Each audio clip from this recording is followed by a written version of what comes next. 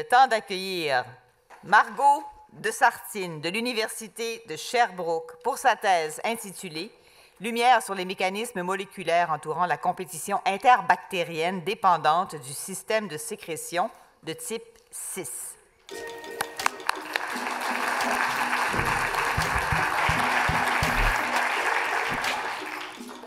Bonsoir.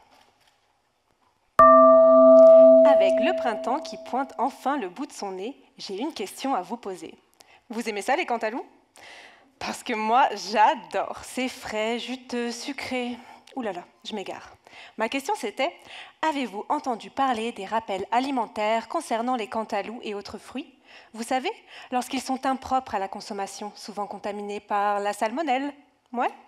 Eh bien, imaginez que vous avez mangé un cantaloupe à frais, mais que cette fois-ci, ce n'est pas la salmonelle, mais une bactérie rouge qui débarque dans votre jungle intestinale.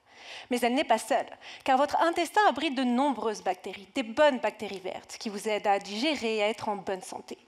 Pour conquérir ce nouveau territoire, les bactéries rouges possèdent ce que les scientifiques appellent un système de sécrétion de type 6.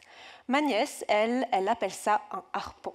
Judicieux, n'est-ce pas? Étant donné que ça y ressemble étrangement. Ma thèse, c'est une saga en 3 épisodes.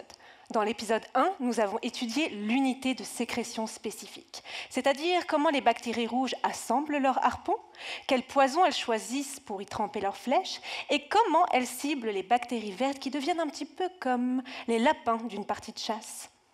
Ensuite vient l'épisode 2, la riposte. Durant ma thèse, je me suis rendu compte que les bactéries vertes n'étaient pas sans défense. En effet, elles sont capables de former ce que l'on appelle l'OTAN, l'organisation des tactiques d'autodéfense naturelles. Comment j'ai observé cela? J'ai pris mes bactéries rouges et mes bactéries vertes et je les ai mises en compétition dans une arène. Enfin, plutôt une boîte de pétri. Et j'ai observé le tout au microscope. Ce que j'ai pu remarquer, c'était qu'elles étaient capables de s'unir, se coller les unes aux autres, comme du velcro, et de former des agrégats protecteurs, un petit peu comme des boucliers qui les protègent des attaques du harpon. Enfin, l'épisode 3, le combat final. Le but ici, c'est de créer une ONU, une opération de neutralisation et d'usurpation.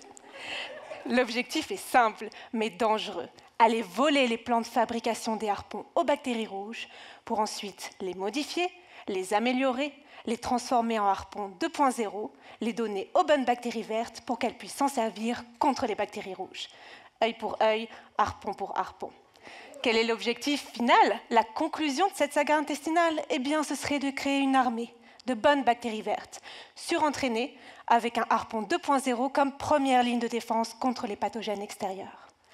Alors, la prochaine fois que vous mangerez un cantaloupe à frais, pensez que potentiellement, dans votre intestin, une nanoguerre fait rage et que grâce à la science, nous sommes en train de déterminer qui seront les gagnantes.